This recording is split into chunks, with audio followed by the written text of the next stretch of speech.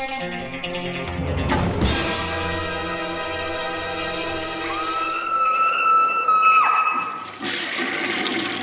guys, what's up? It's week 263, and let's start this off with the contest drawing for Robotrix. Now, you guys basically, all the people that entered, and the Patreons and everything like that, the patrons. So what I'm going to do is I put everybody's name on a list.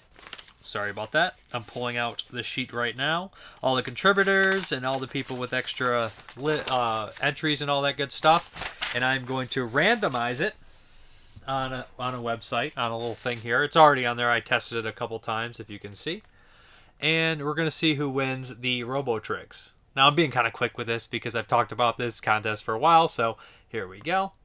And the winner is 20. Let's see who number 20 is. And it is Tone Joker. So I believe I have your address already, because you're a patron one. Congratulations, and I will send it to you ASAP. If you have any change of address, shoot me a message on Patreon. If I don't hear from you in a while, I'll contact you. So since we have such a full episode, lots of reviews, we're going to go over the 1980 stuff. Yeah, just a slew of stuff. I'm also going to read your questions, comments, and stuff like that. So let's hop into the first review. And boy, oh boy, it's a super weird movie. So it is from Mondo Macabro, so that's definitely a sign of weird quality. That's pretty much what they do. And it is Strangler vs. Strangler, with which is the most bizarre title, obviously. And the case is super bizarre. What country is this from? I want to make sure. Serbian. It's in Serbian, but I believe it was Belgrade, whatever, beforehand. I can't think of anything like that. The country obviously changed and all that stuff. So anyways, 1984. And I had heard of this movie briefly, only in passing, because what I do is I like to go down master lists on Letterboxd and Internet Movie Database. I search horror films, and I go down and make master lists of all the years and stuff that I'm interested in. So Strangler vs. Strangler popped up at one point, and I was thinking, that sounds like such a weird oddity. And it's one of those titles that I'll never be able to, this never will get a release. And of course, Mondo announced it, and I was like, oh wow, this is going to be pretty exciting.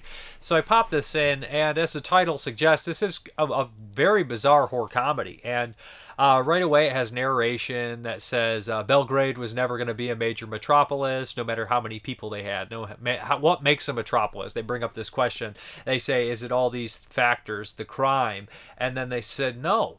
The only thing that makes a metropolis, that solidifies it, is a strangler or a serial killer. So it's just such a bizarre idea, and it just opens up, and I can't think of exactly what it says. It says something absolutely bonkers, and then like really violent, and then it says a comedy, and you're like, okay, we know exactly what we're getting into. So structurally, it's a little different how it unfolds. We kind of witness the murders and everything of the Strangler, and then we kind of rewind and see how they became that. And the title suggests that there's obviously more than one Strangler in this movie. Technically, there is 3 people that strangle. So we have the main character here, who is a carnation salesman. He goes around the streets at night and he tries to sell carnations. He has kind of a Norman Bates, Frank Zito kind of complex, where his mother kind of is controlling him and sending him out to sell these carnations. They're out of style, so he gets a lot of insults.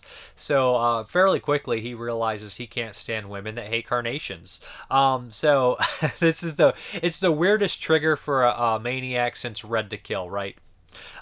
Anyways, what happens is he ends up strangling a woman one night and decides that it's kind of like he doesn't remember. And we know this because there's a narration throughout the entire movie, kind of, I guess smoothing out the bizarre parts of this story. So eventually there is a famous kind of rock singer who makes a song about the Belgrade Strangler, and the Strangler hears it and he starts to get interested in the song and everything like that. But the thing is, the singer claims to have a psychic bond with the Strangler, and he also has issues with women. So we have these 2 kind of Stranglers, and now one doesn't ever kind of go the complete way. I don't want to spoil the entire story, but one is infatuated with a serial killer and feels like he has a psychic bond, and their paths are definitely going to cross. So there's also a kind of slapsticky kind of detective on the case who is losing his grip on reality, and he starts to get more insane as it goes on.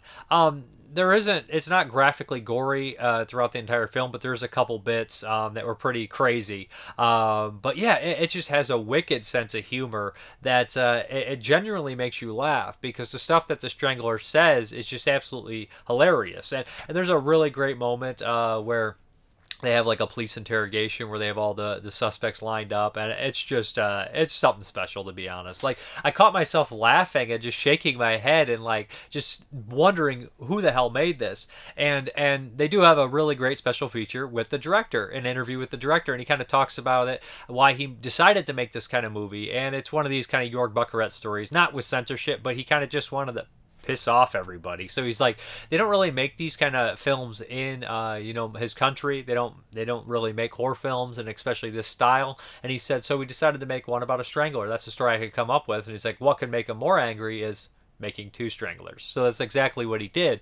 And like, there's all these ideas, like even the idea of it opening up and saying that this is what causes a metropolis, the way it ends, who gets away with what, and all this kind of stuff. And he also mentions having the lead character, the lead actor in this movie, kind of having a Peter Lorre quality, although he's twice the size of it. And there's definitely that kind of weird, kind of comedic quality and creepy quality about him. And like I said, I caught myself really enjoying this. And like, we get a look at kind of like the, I guess you'd say, punk rock scene in the country at the time. And like, there's just a lot of weirdness and absurdity, but also it feels like it is a horror film at the same time without ever just being completely all comedy. And I mean, it is a lot of comedy here.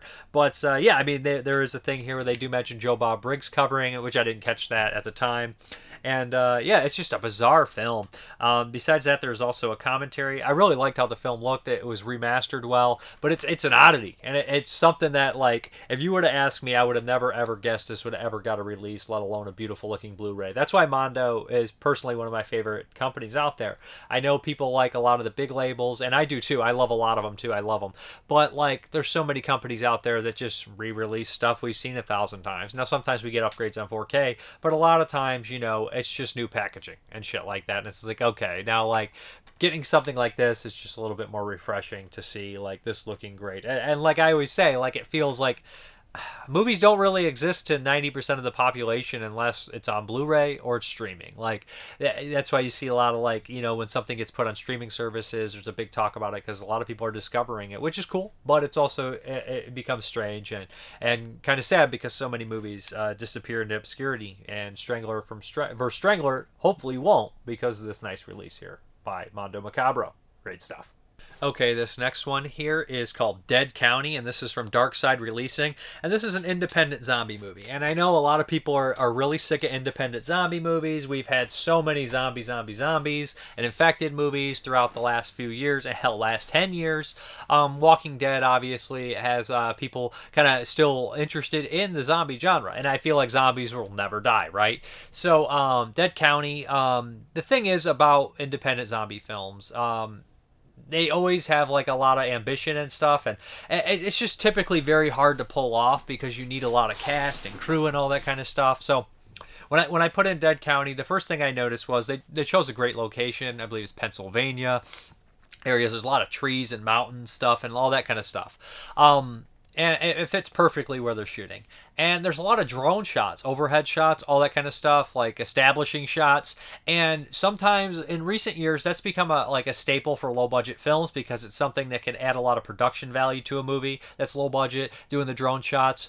And there's the first couple times I've always seen them in new movies, I was like, oh, wow, that's really impressive. And then I start to realize, oh, that's just a sign of low-budget, a new sign of low-budget movies. And this one I never felt like that because the way they use their drone shots, establishing shots, are in multiple different locations, and they always choose some of the nicest locations you can find. They have big, very, like, I mean, it's like these shots of the characters walking, and they're like super far up, and they just do really well with that. Like I said, that actually added another layer to it. So essentially what we do is follow a character. I can't remember his name. We follow basically this character as he kind of survives through the zombie apocalypse. Occasionally he'll run into zombies, but the story is broken up kind of in like different structural, where where it opens up with him kind of going on top of an RV and having all these zombies come after him. So we set this kind of thing right off the bat that he seems to be giving up, and we kind of rewind and see his story. And like I said, it's broken up in structurally interesting way that adds a little bit more than some of the other zombie films that you could have.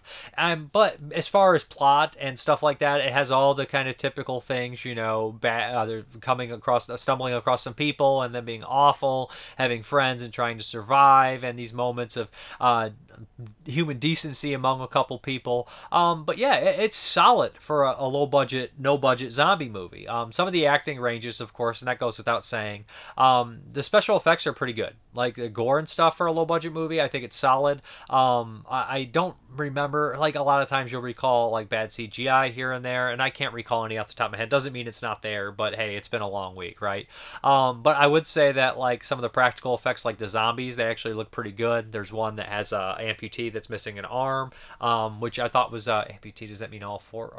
I know quadriplegic means all broken limbs, whatever. I don't know, but amputee of an arm, and that looked really good. I believe they're an amputee, either or, but if they're not, they did even better at special effects. So, and the soundtrack is interesting. It kind of has like a folky thing to it, and I think that adds a little bit more to it. Anyways, I was happy with the movie. Like, I'm a big zombie fan. I know not everyone loves zombies like I do, but I've seen a lot of independent zombie movies, and I haven't given that many a chance lately, and I thought that there were some pretty good, innovative shots for a low-budget movie that didn't make it feel like every other low-budget movie, because it wasn't shot just in a warehouse or one location. They opened this thing up, and they decided to make it kind of a sprawling epic instead of the Night of the Living Dead style being, confined in a farmhouse and everything. And you still manage to feel the kind of isolation and claustrophobia in here. As far as special features are concerned, we have an audio commentary by the filmmakers, a behind the scenes, and a gag reel. And then we have some Dark Side releasing 2001 Halloween trailers, all that kind of stuff here. So it's about 89 minutes, so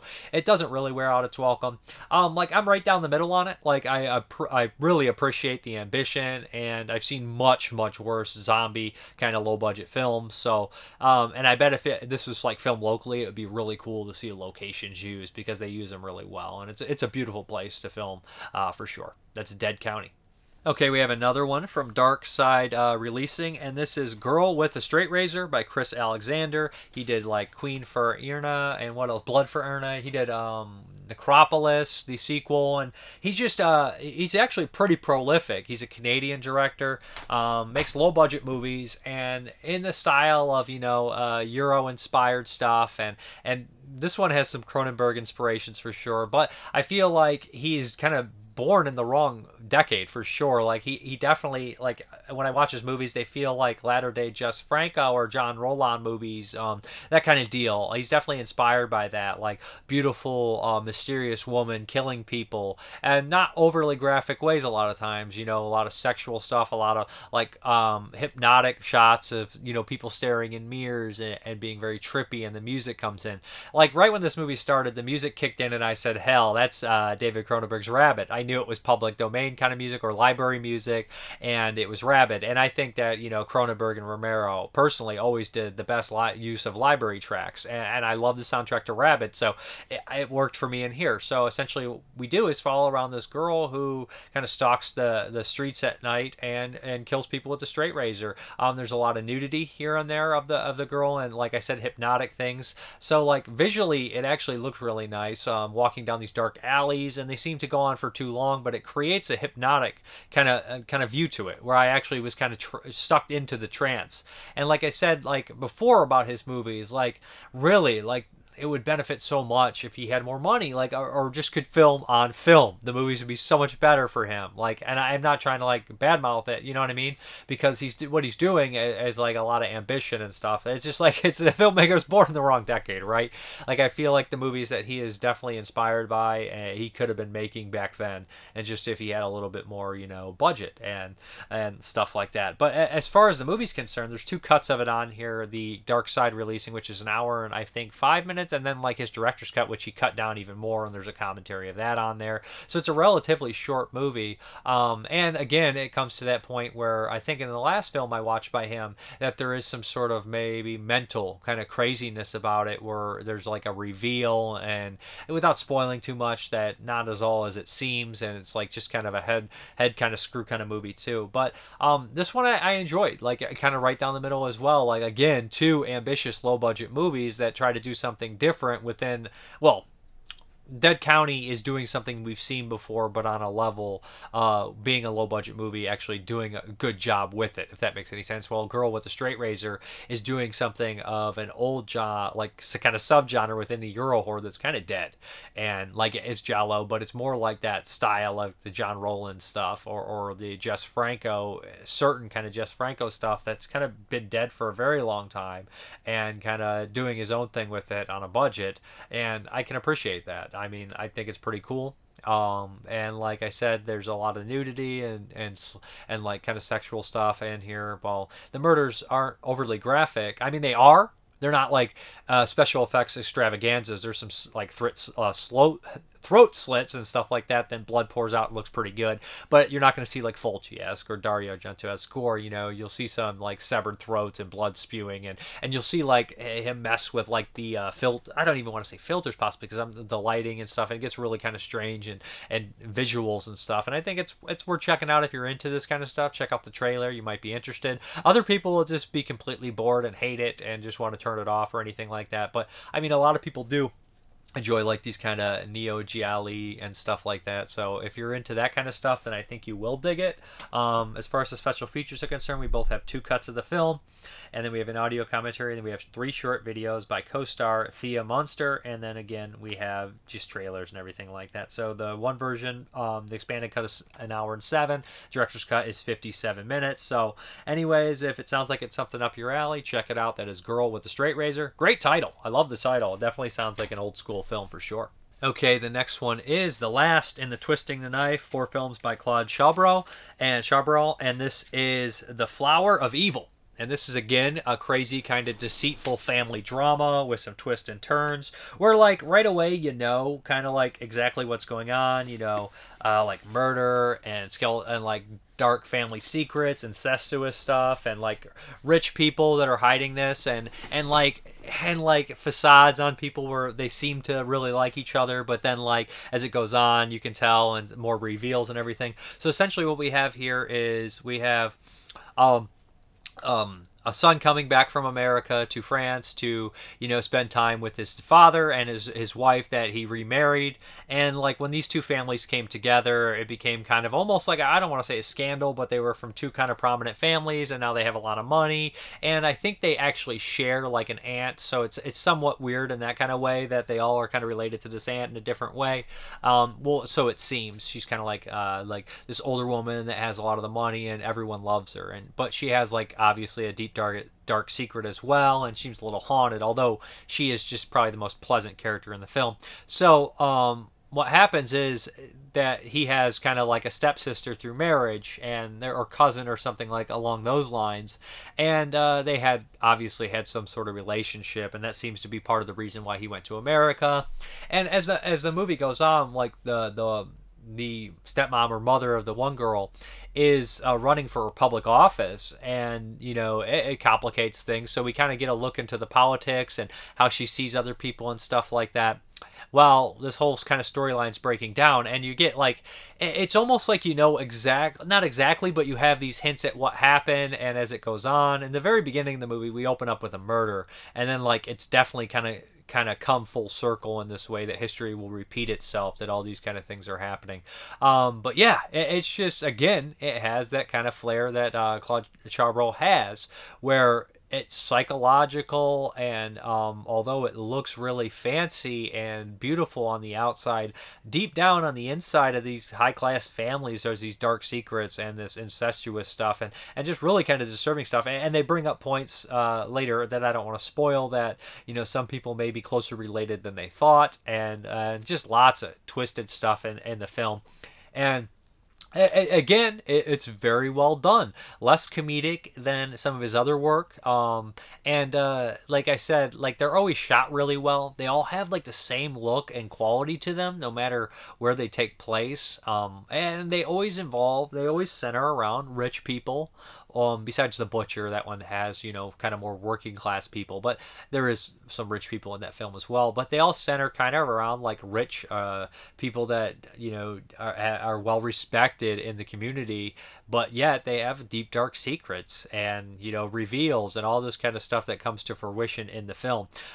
Yeah, like no matter what time they take place in, none of the movies seem dated. They never kind of age, like in a poor way. Like I said, I feel like I repeat myself so much with his movies, but his movies literally share all the same kind of themes and everything, and that makes them to stand out alone. At times they do, but for the most part they all go together so well too, you know what I mean? Like, and they're always good. So as far as the special features are this is it's his 50th feature film. This guy is super prolific. Can you imagine making a movie this good at your 50th film when you're older? I just, not many directors can do that. So as far as the special features are concerned, you have a brand new audio commentary by film critic Farron Smith Neiman, Behind the Mask, Remembering Claude Chabrol, a brand new appreciation by Angus C. Portier, author of Left Bank, Arts, Passion, and the Rebirth of Paris, 1940 to 1950, in which he shares her personal reminiscence of Claude and considers his unique position in French cinema and culture and cinema. Behind-the-scenes featurette, archival interview with co-writer Catherine Ileshef, archive introduction by film scholar Joel Magny, special scene commentaries by director, of course. So anyways, again, another great set. I would like to see an older set, some of his older films. Again, like I'll bring up The Butcher because it's the one I'm familiar with, but the guy's done so many movies over so long, it would be really kind of cool to see, you know, kind of a look at some of his older films. And these ones are more towards like the late 80s up to like 2000. So like that's a really kind of very prolific and well done kind of run of movies, to be honest. So anyways, check out the Twisting the Knife, the 4 films by Claude Chabrol. Recommended for sure. Okay, next up is the Patreon pick, and this is a Derek B. Patreon pick, and this is Where, which I've heard a little bit about. This is a Universal DVD. I actually rented it on Amazon Prime so I could watch it in HD. That's right, I'm like that. A lot of times if I can watch it in HD, I won't even bother with my DVDs. So anyways, Where. And I had heard a lot about this kind of being, in a way, a found footage movie, filmed in that kind of way. Necessarily, I'll say that. It's not like they found footage like Cannibal Holocaust or Blair Witch. It's a little different than that, obviously.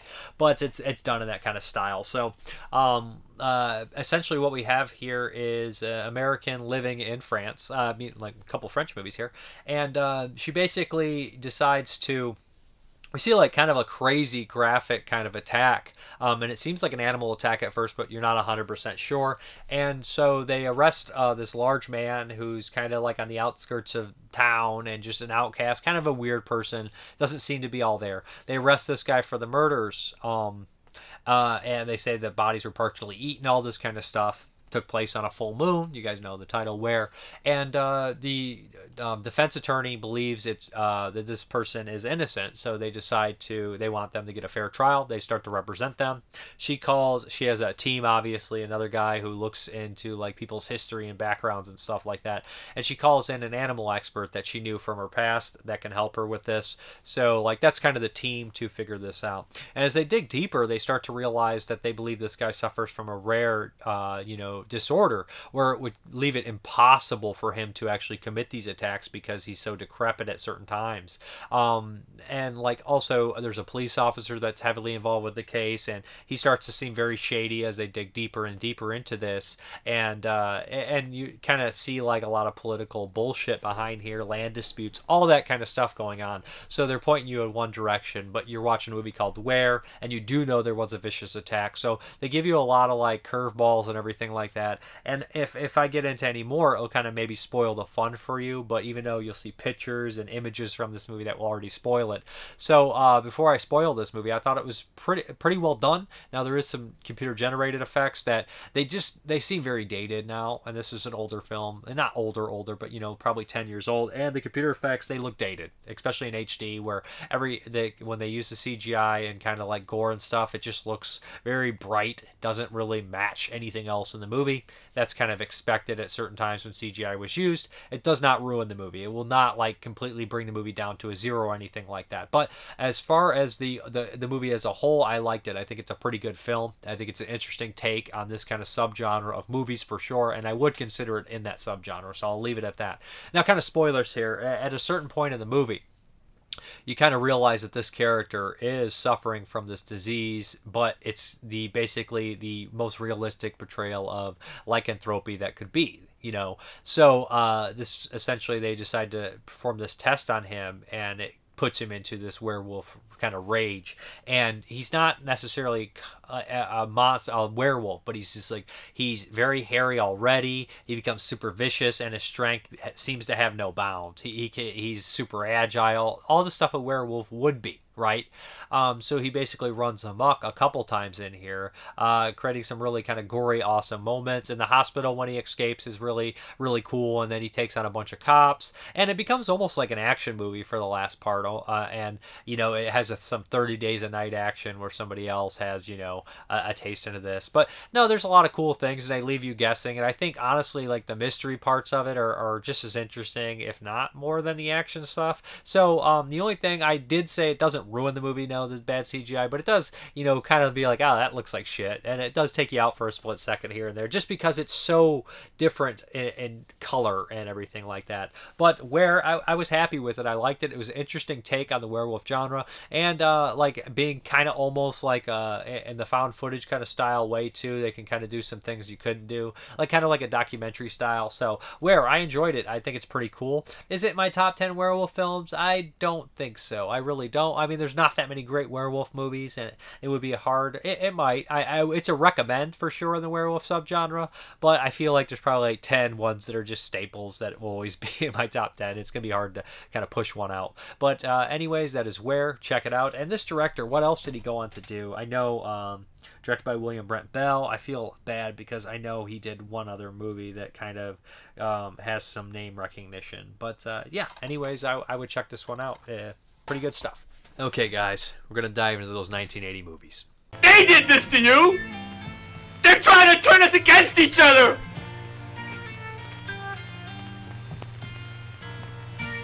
Just look at them. What do they know about friendship anyway? I'll get them. You watch. I'll take care of those sons of bitches. Watch it, Alan. I'm shooting. Oh, good Lord. It's unbelievable. It's horrible. I can't understand the reason for such cruelty. It must have something to do with some obscure sexual rite or with the almost profound respect these... Getting very careless. Blood in your hair. What will we do? You want to look pretty, don't you? Pretty for me. I can't believe you're not afraid. All you have to do is piss on it. Goody camp blood, ain't you? God damn it, Ralph, get out of here. Go on, get. Leave people alone. You'll never come back again. Oh, shut up, Ralph. It's got a death curse. Evil. Down my leg! Down my leg! I'm here. You're here. There's a fog bank out there. Messenger of God. You're doomed if you stay here. Demanding everything, including blood. John, I want this material burned. All of it.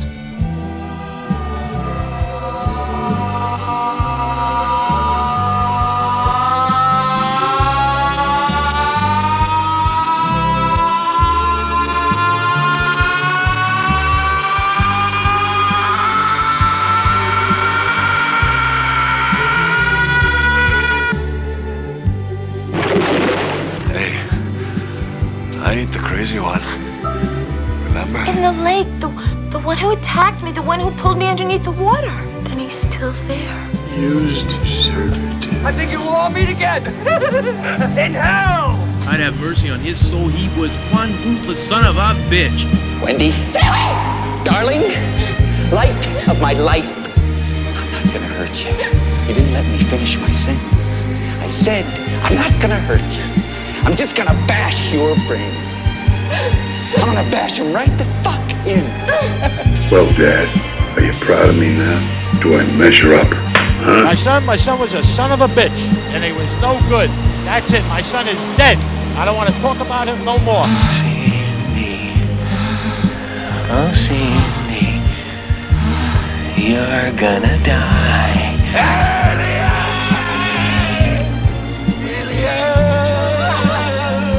Mater lacrimarum. Ma'am, Mater tenebrarum. we didn't find any boy. Mater suspiriorum. You know as well as I do, it takes all kinds of critters to make Farmer Vincent fritters.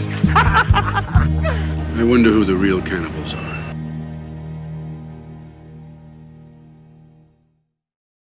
And the first up, of course, is the legendary Friday the 13th from 1980. Yeah, it was Friday the 13th with a full moon, and I was like, I'm doing 1980 movies. How could I not watch the first Friday the 13th? I mean, it's a classic. And as a kid, I mean, I always liked these movies when I saw them, of course. As a kid, Friday the 13th wasn't my favorite franchise of the big ones, you know, Halloween, Nightmare on Elm Street. I was a Freddy guy growing up, all right? I loved Freddy. I thought it was really cool. And I still love Freddy Krueger. But as I got older, I started to realize that a lot of the Friday the 13th movies were so easy to watch. They were just very kind of, I don't want to say, they just had like a comfort food about them. You knew what you were getting. They were fast paced. They were in the woods. And I just had like the first 5 or 6 I always kind of enjoyed watching. And as I got older, I could put them on anytime. They're not all-time favorites to me. I don't have the closeness I think that a lot of people do. But I most certainly do really enjoy the Friday the 13th movies. And so part 1, directed by Sean Cunningham. It's kind of weird just talking about one of the most popular movies, one of the most reviewed movies of all time. But it's 1980, and I definitely got to talk about it, and I'm not upset I have to talk about it. So it's directed by Sean Cunningham, which is funny because he would later, you know, he helped Wes Craven, you know, produce Last House on the Left, and then Wes Craven would direct Nightmare on Elm Street, so he basically created his own competition, yada, yada, yada. So, yeah, this has special effects by Tom Savini. One of his most infamous kind of, you know, projects he worked on. Adrienne King is in here. Kevin Bacon. Who else pops up in the movie? Betsy Palmer, of course. So those are kind of the bigger names I guess people would recognize. Of course, Artie Lehman, right? So essentially this was made as a ripoff of Halloween. The screenwriter confirmed that. Sean Cunningham confirmed that Halloween was doing really well. So they were like, boom, let's make our own. They put it in summer camp. It's a lot like Bay of Blood by Mario Bava, which came out in 1971, I believe. So it has those kind of similarities, of course. And basically what they did was they set up this slasher at, you know, a campground. These counselors are getting it ready for the kids to show up. This place has a really nasty history, and it seems like the townsfolk all know it. Not all the counselors do. And over time, they start to get picked off in gory details until there's a final girl facing off against an iconic killer. Not Jason Voorhees, of course. So, all right. Man, what do you say about Friday the 13th? So, basically, everybody's probably talked about this. I know, like, I've heard so many people talk about it. I am a fan. Like I said, the music, classic, of course. Very memorable.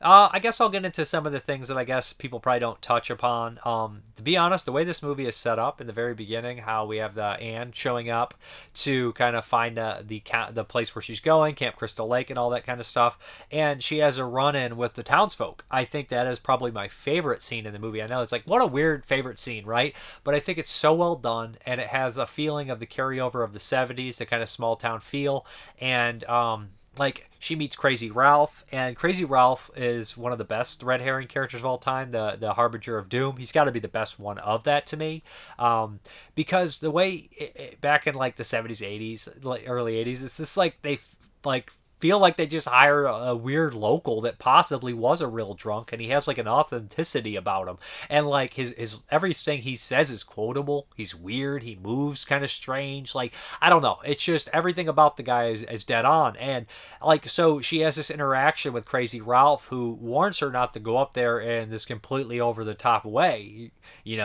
and this other has trucker that decides to give her a ride. Basically, he's like, shut up, Ralph. And then, so you think this guy's logical, all bullshit. He sits in the truck with her and he says, you know what? You really shouldn't go out there either. And he tries to warn her in a more sensible way. And that's just like a double whammy there where you're like, oh shit, like you think that this guy's just a crazy person, but now this person is sitting there and being like, you shouldn't go. And like his acting seems very naturalistic to me and almost like legitimate, like, and the whole opening of that feels very legitimate, very, very grounded. I love the little look of the small town.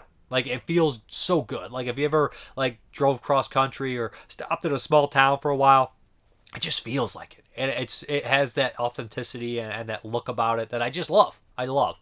And watching stuff like this, like, it makes me want to camp. Like, I know it's like, people are getting killed here, but it just makes me want to go out there because it feels legitimately kind of like how I was. So, like, it has a nice, perfect look to it. And so, like I said, the characters are fairly well established. None of them stand out that much. I mean, they all are memorable, but they're not like the most over-the-top memorable characters, if that makes any sense. I mean, you have, of course, like I said, Kevin Bacon and Ned, who's always doing practical jokes, and Steve with his fucking glasses and everything, and the funny scene with him. What are you doing out here? Like, that's such a GLL thing to do there, too.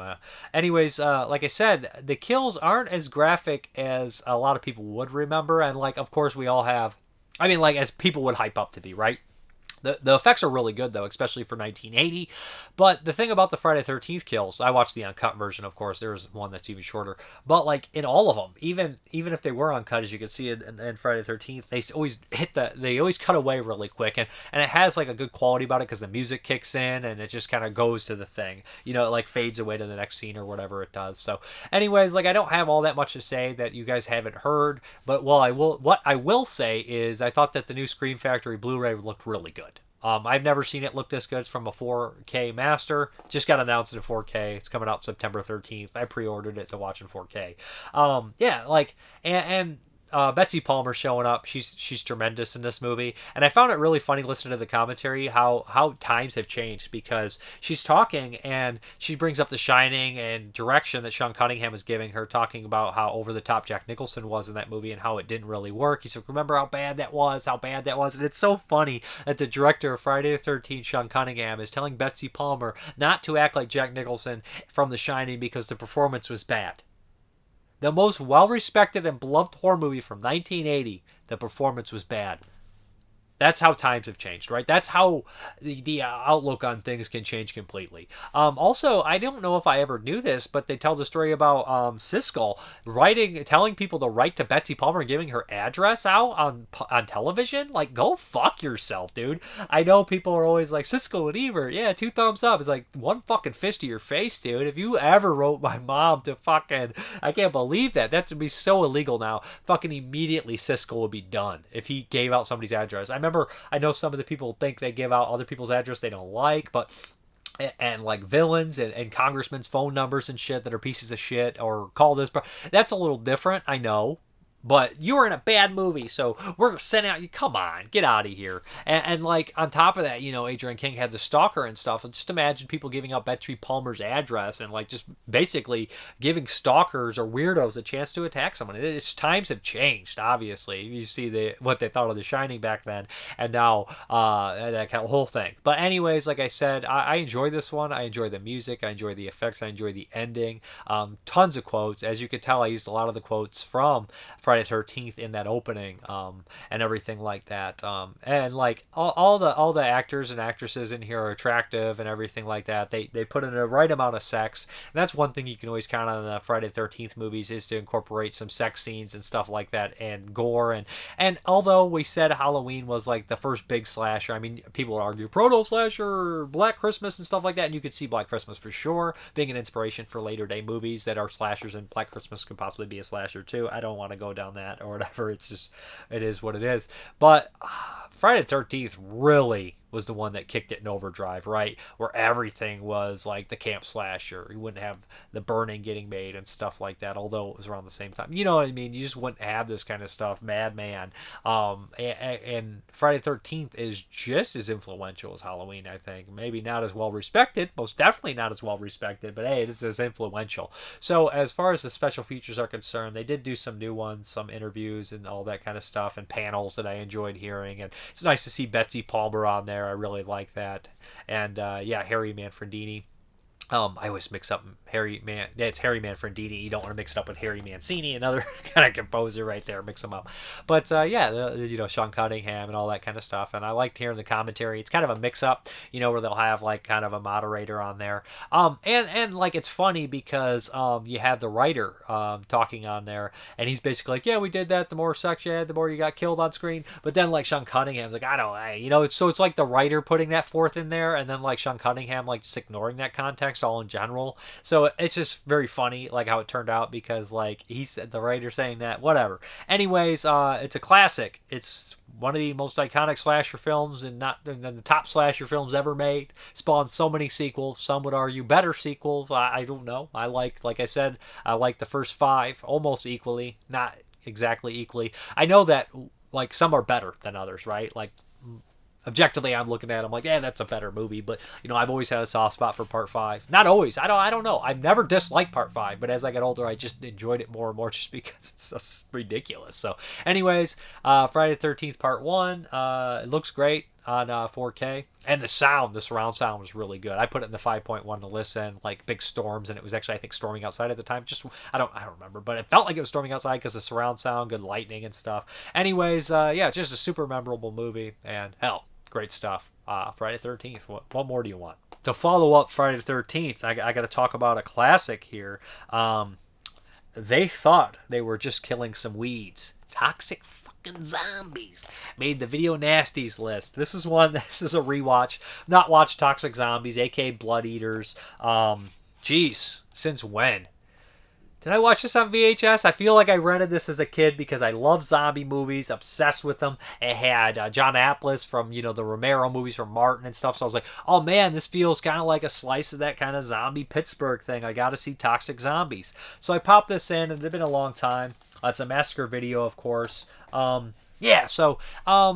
do I feel about Toxic Zombies? I enjoy it. It's gory, it's goofy, it's cheesy, it's a low-budget zombie movie, very regional. So what we have here is basically there's some weed growers, and they like the government officials treat them like they're absolutely the worst human beings on earth. And it's just funny how times changed since 1980, right? So essentially what we have here is some weed growers, about 6 or 7 of them out in the kind of isolated area growing marijuana. And some federal agents kind of come across them, and right off the bat, the federal agents are assholes. They shoot first when somebody's a woman's running away, she's unarmed. They just kill her, and then and they're like, oh, she's the woman, yada yada yada. Then they get murdered, they disappear. So some federal agents are a little worried about that. The bigwigs, including John Aplus, who's kind of a lesser bigwig, and they decide to we got to stop this marijuana. We have this experimental drug. We don't know we know it's no good for humans, but there's not going to be any humans out there,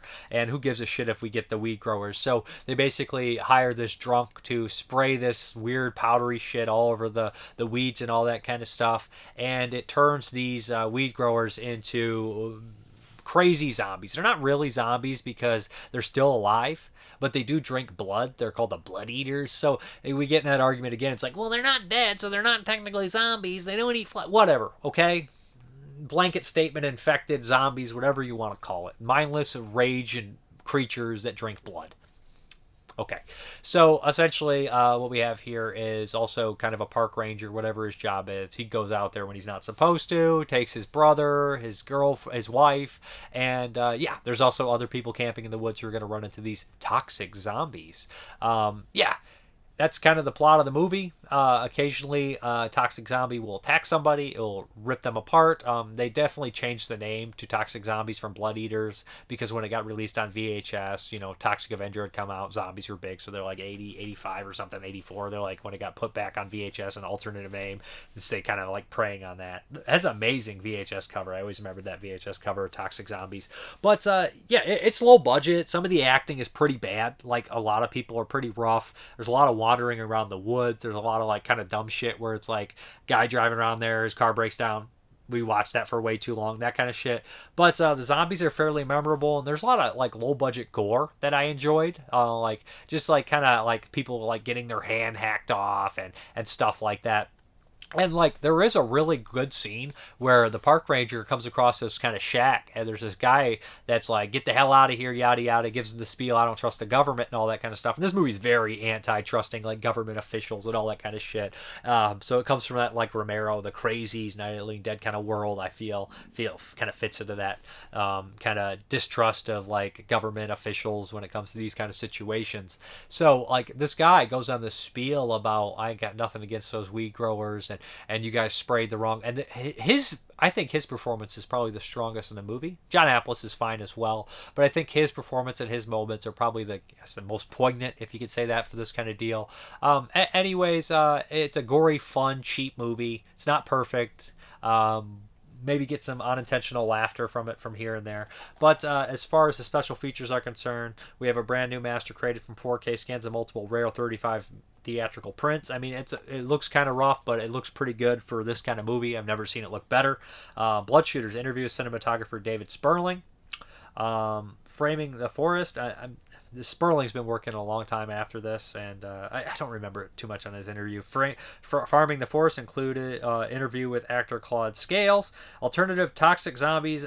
This is the guy. He basically talks about coming from a different world, and he talks about like a friend of his who I believe was the producer, was he the director on the movie, and he actually kind of had a really tragic end, and that's a good story. Kind of long, and he goes into a little bit of the stuff and talks about toxic zombies and all that stuff.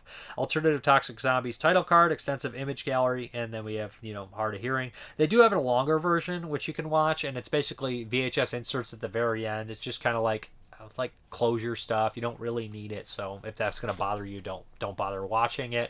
But it also is pretty fucking downbeat. It's a downbeat movie. I don't know why this is on the Video Nasties list, really. I don't. Probably because of the title, let's be honest. But that's Toxic Zombies from 1980. Fun revisiting. Glad I finally did rewatch Toxic Zombies. And good double feature with something, maybe a B-movie night or something like that. You could do a lot worse than Toxic Zombies. So we just covered Toxic Zombies, super cheesy, low-budget zombie movie from 1980. We're going to follow it up with an even cheaper, cheesy, low-budget zombie movie from 1980, directed by Fred Olen Ray. Yeah, that's right. This is The Alien Dead. This is the first time watch for me. I've had Alien Dead on my shelf for a very long time. This is the DVD, unfortunately. Blu-ray is out of print. Very expensive. Should have bought it. But hey, so Alien Dead. I actually like some Fred Olen Ray movies. I think that, a lot of his earlier stuff and when he had money, like Deep Space, came out pretty fucking good, right? So Alien Dead is super no-budget stuff here. It's filmed in Florida. Very Florida-like horror movie, very, very Florida, right? So essentially what we have here is we kind of figure out, I believe what it was some sort of spaceship. I can't fucking remember what's causing this. I think I'm forgetting. But essentially years ago, they kind of break this down. But people start to disappear in the swamp, and fairly quickly, like zombies come out. A reporter wants to be interested in it. He gets interested in it, of course, to try to figure it out. He starts to interview some of the locals, starts to kind of fall for this young girl. And her father kind of breaks down the story about giant possums being in the area, and he kind of says that possibly maybe a UFO crashed in this swamp, yada yada yada. Essentially, a lot of the movie is just these swamp zombies going around and eating people in gory detail, kind of in like Herschel Gordon Lewis style gore, and people just not acting very convincingly. But hey, it's got a regional, like, I guess, charm quality to it at the same time. A lot of people that probably aren't really actors. Now the sheriff is the worst sheriff in the history of sheriffs. He is the laziest sheriff. He lets this reporter do all his work. He doesn't do fucking anything. It's nonsense. But you got to give this movie props for actually filming in the swamp, being like a lot of people in the water, jumping out of the water. It's just not obviously a very easy thing to do. But there is like solid gore, like a lot more gore than one would expect in this kind of movie, as far as like no budget, but there actually is special effects and people getting eaten by zombies, which is cool. Like I said, the acting isn't great, but I don't have that much to say about Alien Dead. I enjoyed it. I did. It's not great. It's cheap, low budget, ambitious for what it is, to be honest. Like I said, this movie probably took a little longer than you would think. Being in a swamp and shit like that, I would not particularly want to shoot in the swamp, but I like the zombies coming out from the water and stuff like that. Of course, we had the zombie and zombie, but we also had shockwaves, which had Nazi zombies coming out of the water. Later, we'd have Land of the Dead. So I'm basically just bringing up zombies in the water at this point, so it's probably time to end this one. But Alien Dead, it's a long thing back on here. Yeah. So basically homegrown, no doubt. Like I feel like early, Fredo and Ray feels a little bit like Don Doler, I guess. Just this one feels a little bit more sleazier, and like I said, I think the acting in Doler's movies a little better for the most part, maybe a lot better. But Alien Dead from 1980, finally glad I got to check it off the list. I love my zombies, so had to check this one out. So yeah. I should have mentioned Alien Dead. I believe Alien Dead is a video nasty, too. So I think that's 2 video nasties right there. So why not follow it up with another one by Ulay Lamel? This is Boogey Man. That's right. I had never seen the Boogey Man. And I know a lot of people do enjoy this one. A lot of people don't. I know that there was a sequel made, which basically was The Return of the Boogey Man, made the video nasties list, had like half the footage from the first Boogey Man. I don't know why this is on the video nasties list. I really don't. My only guess is that there's self-inflicted pain, and they in UK at the time, they really didn't like that, I don't think. Kind of the idea of suicide, whatever, kind of bothered them. Oh boy, how do I go about this fucking whacked out of its mind plot? Oculus ripped this movie off, by the way. I'm just kidding. I'm kidding. I know what you're doing there, Mike Flanagan. I see it. So, anyways, The Boogey Man. What a weird title for this movie. Like, obviously, it's fucking because Halloween. The Boogey Man. This is not a Boogey Man movie. Sorry, it's really does not the Boogey Man. There's not in a closet. I mean, I don't even know how to explain the Boogey Man. But like, I don't think when I watch this movie, I don't think the Boogey Man. I feel like Horror Mirror or something. So essentially, what happens? God, this plot is so nonsense. A young girl and boy, brother and sister, witness kind of like their mother screwing around with this guy who's wearing like this stocking on his face. And when the mother does this, we got like Christmas Evil trauma here times 10. When the mother has, sex or has somebody over, ties up the young boy, because he doesn't want him getting out, or I don't know what. Anyways, it's clearly child abuse. And the daughter decides to let the boy out one day, and he decides to stab this guy, this kind of weird guy who's having sex with the mother. There's a mirror present. So essentially what we kind of guess, or what's happening, is his soul kind of went in this mirror. Years down the line, the brother, he does no longer talk. He's a mute. And the daughter, they're kind of messed up from the whole situation. I don't know who they're living with, relatives or something like that. But essentially this mirror comes back into their life, and like it breaks, and like the mirror becomes evil. Anybody who's seeing the mirror, it can kind of like possess you and make you evil. It also can kind of like control you with like telekinesis and shit like that. But it gets to the point of the most ridiculous scene in the entire fucking movie is a little kid gets a piece of the glass on his boot. And I know I'm spoiling, but it is so fucking audacious that I was like, this isn't happening. This is not happening right now. This is actually happening.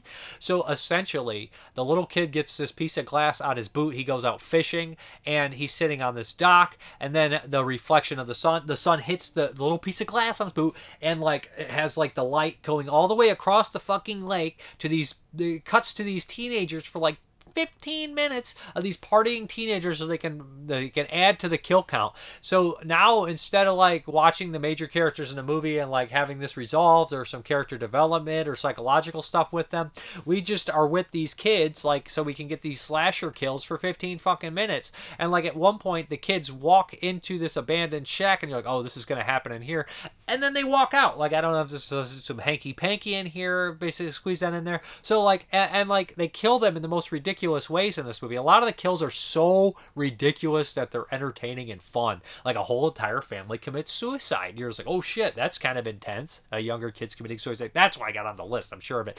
But like that whole scene when they did that glass reflecting off the shoe, I was like, we're not doing this. Are we doing that? We're doing this? And I admire it because of its ridiculousness, but at the same time, I'm just like, I can't believe you did it.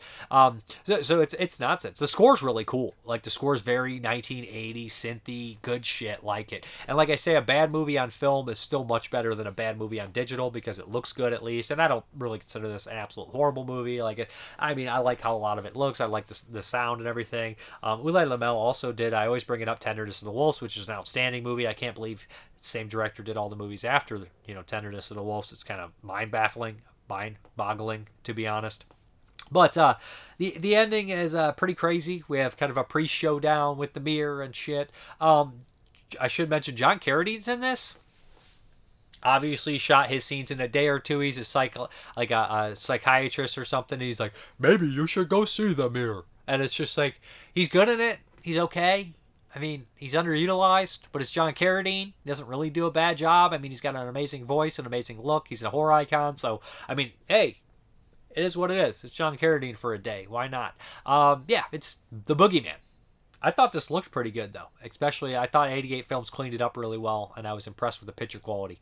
I don't know. It's up to you. I mean, I know a lot of people do like it. It did make some of the top 10 lists that I'm going to talk about, because I asked everybody what their top 10 favorite 1980 horror films were, and it was on a couple lists, believe it or not. The Boogey Man fucking made a couple lists. So, yeah. Hey, check it out. Okay, the next one is The Sleep of Death.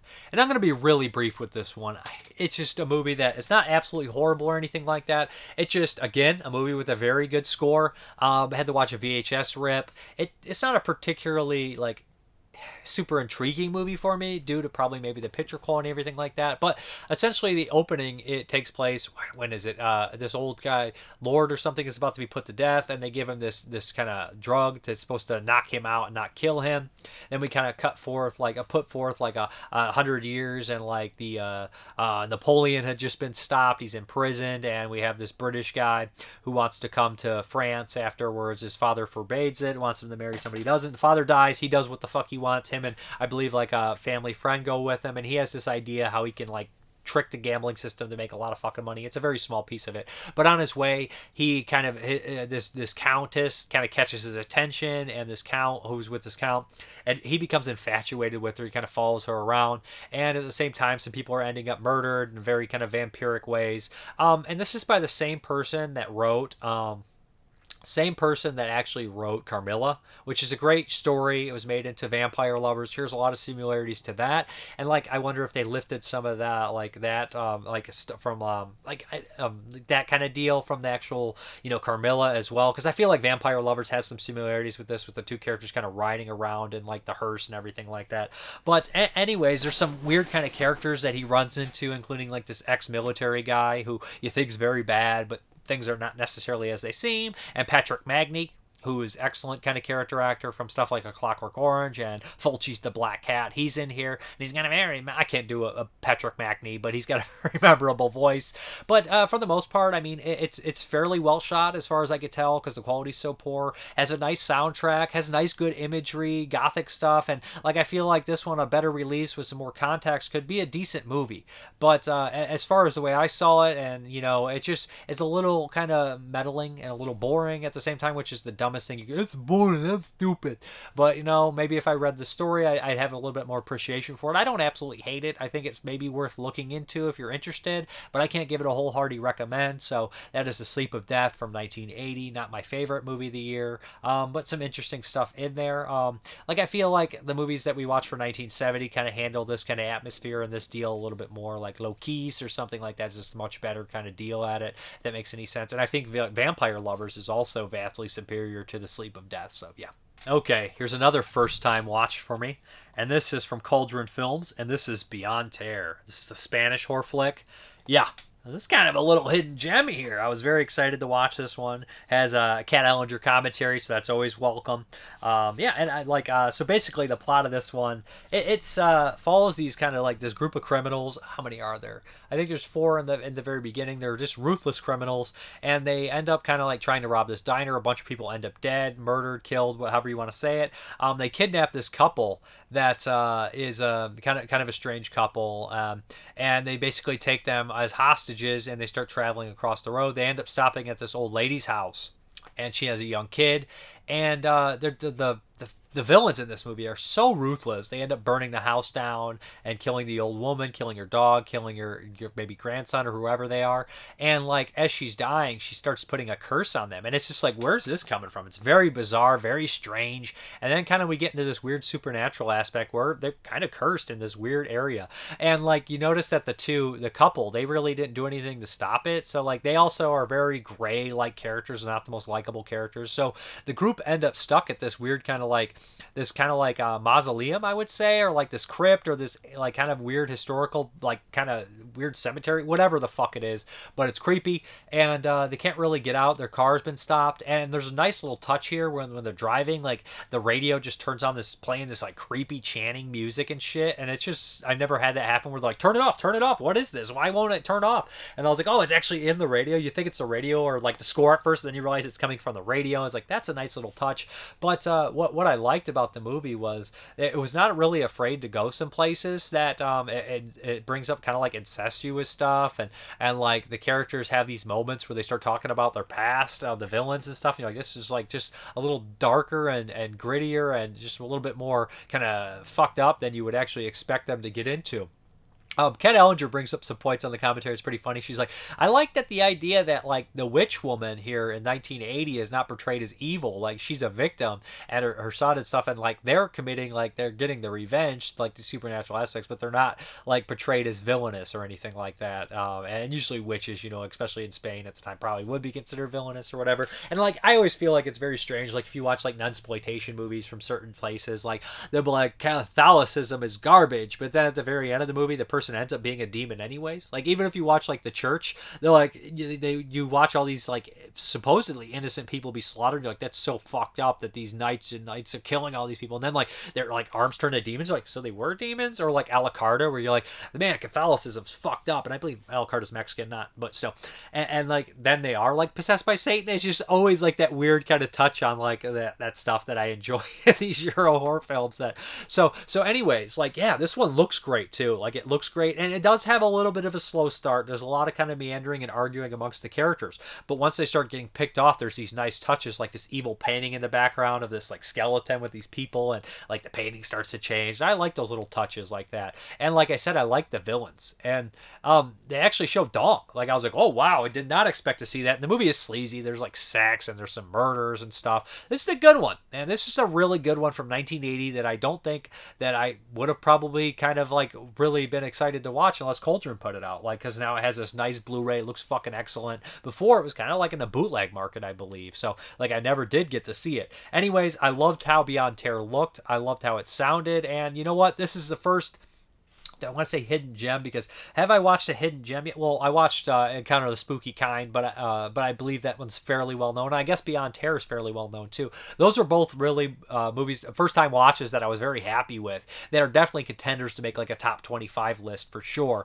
But anyways, Beyond Terror, great stuff. I really recommend checking this one out. Now it is part kind of like the criminal activity. Like if you've ever watched any like Euro crime films where like half the movie is like almost like just this crime element of like kidnapping, like Hitchhike or something, or even the next movie I'll talk about a little bit from 1980, but then it turns into like the supernatural aspect, and like it has the kills aren't overly graphic or anything like that, but they are pretty innovative and cool, and I enjoyed them. Yeah, so check it out for sure. Beyond Terror. Okay, the next one is from Dark Force Entertainment. This is definitely more of an exploitation film than a horror film for sure. This is Terror Express, and I know it was probably made because of Night Train Murders, which, here's a secret. Night Train Murders is a movie I've seen half of it and I never finished it years ago when I was young. I don't know why. I know it's like a huge blind spot for me. It's right up my alley. But this is Terror Express. This is directed by who is it? Fernando Baldi, I believe you say his name. Directed by Fernando Baldi. I know him from Django, Prepare a Coffin, which is a spaghetti western, pretty cool one, and The Blind Man with Leonard Mann. Is Leonard Mann in that one? That's a really bizarre spaghetti western. Really cool though too. I enjoyed that one. I think James Grimmer probably gave that as a pick a movie or something like that. So Terror Express, this one I saw on the list for 1980. I was like, oh yeah, I'm definitely gonna watch this one. I kind of love these exploitation criminal movies. Like, you know, a lot of times you're like, this is gonna be kind of a rape revenge deal. So I put it in. It had a lot of familiar faces in here. What is it? Venatami, Venimil, whatever the fuck his name is,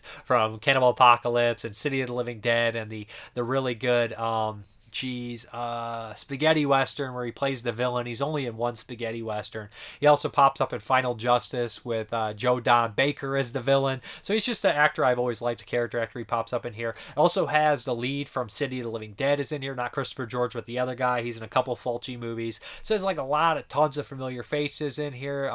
Zora Curvona or whatever the fuck her name, from Cannibal Ferox, and I believe is she in New York Ripper? She had a bunch of stuff. So like I was like, oh wow, this is so many familiar faces from Italian horror movies and all that kind of stuff. So essentially what we have here is these three kind of derelicts, basically degenerates, one led by the guy from Mosquito the Rapist, and some of course Giallis. I believe he's in a couple Argento Giallis. They basically take over this train, and like it just this train cart, and you're introduced to all the characters, and like them taking over the train and bossing everyone around and like raping and pillaging everything. It brings out the worst in these people, but all this stuff is already there. Like one of the characters has this thing for his daughter, which is absolutely repulsive, and that whole scene, how it plays out with the prostitute, I know, a lot of crazy shit, right? It's just really crazy. Like, and there's these moments of nastiness that are just like, we'll all roll dice to see who takes this virgin. Like, and you're just like, fuck, man. It's a nasty movie with nasty people. And you go through the entire movie and you really want, like, you know, a Last House on the Left cathartic kind of thing. And like, I can get behind a revenge movie that doesn't give you that catharsis, because it shows you that revenge can be just as empty as how you feel after, and there's nothing left afterwards. Yeah, I can get behind that, like The Revenant. You're like, yeah, man, that's really deep. It's really crazy. But this movie is not doing that. It's not like this deep kind of like thing where you're like, oh, why is it all bad? It doesn't really kind of play out like that. So like, you build up, you hate these three kind of assholes more than anything. You want them to get the revenge. You want them to get their comeuppance. And the comeuppance is really lackluster. It's just not there. It's just not, you know, it doesn't pack the punch that you really want to see. I mean, they're on a train. I love train horror, train thrillers, that kind of stuff. So many good train movies. You really want to see these guys get messed up because they deserve it. And especially in terms of this movie. But this movie spends a lot more time on like the rapey stuff and the sexual stuff. There is some consensual sex, and it spends a lot of time on sexy time, a lot more oral kind of pleasure in here than you would expect. So it spends its time on that, which no real complaints. With like consensual sex and stuff, a lot of the rapey stuff will bother people and stuff. There's some dirty shit in here. But yeah, I think the bad guys do their job. I mean, you absolutely hate them. And a lot of the other actors I like too. And like I said, it's actually, you know, some of the other stuff is even more bothersome in their character traits that don't involve these people. Some of these people are just as bad as the people that are committing these acts too. Now, it does have some of the stuff like The Incident. If everybody's seen that one with Tony Buscema and Martin Sheen, where they like take over that train cart and they just torture all the people on there. And like you have like these other people like how like they have like some negatives about them at the same time, but this one the people are even worse. They're Euro sleaze. So yeah, anyways, it's a decent I guess the exploitation movie from 1980. Didn't knock my socks off. It's got a good memorable cast, and the special features include Trails from the Rails featurette by Freakorama, featuring interviews with the cast member Zora Carvona and Carlo Di Mijo and screenwriter George Eastman. Yeah, which is awesome, because I believe George Eastman, who wrote part of this movie, would go on, or maybe it was before, he was in Django Prepare a Coffin, directed by the same director. So that's nice. Anyways, Terror Express, 1980. Up to you. I give it a slight recommend. Okay, the next one is Trhauma, I believe you'd pronounce this, from 1980. It's Thrauma. I don't know if the spelling is weird or anything like that. But anyways, Italian spelling, not 100% sure. This is an Italian horror film, and it's kind of like a giallo, more like a slasher, relatively short. In the very beginning of this movie, we have like these two young people, one with a bad eye, and essentially like kind of one bullying the other one. Then we fast forward to modern day. We have a group of rich people getting together at this place for a party. And then we, of course, have this kind of one-eyed guy going around killing people. Right away, you know the twist, what's going to happen. It's kind of right off the bat.